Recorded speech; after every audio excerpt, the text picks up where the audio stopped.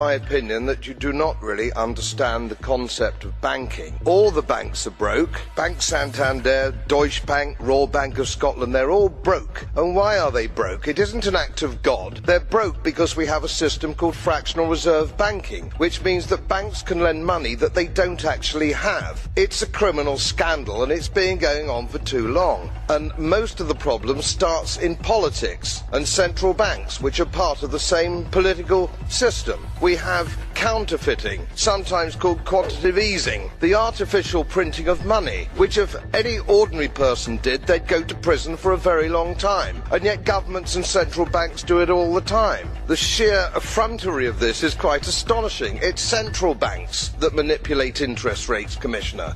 So when banks go broke through their own incompetence and chicanery, the taxpayer picks up the tab. It's theft from the taxpayer. Sufficient attention to the frightening scenario of a comprehensive cyber attack, which would bring to a complete halt to the power supply, transportation, hospital services, our society as a whole. The COVID-19 crisis would be seen in this respect as a small disturbance in comparison to a major cyber attack. We have before us the opportunity to forge for ourselves and for future generations a new world order, a world where the rule of law, not the law of the jungle, governs the conduct of nations.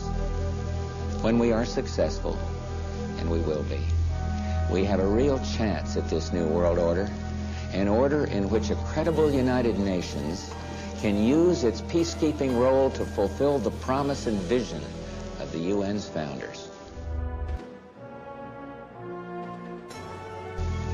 When we are successful, and we will be, we have a real chance at this new world order, an order in which a credible United Nations can use its peacekeeping role to fulfill the promise and vision of the UN's founders.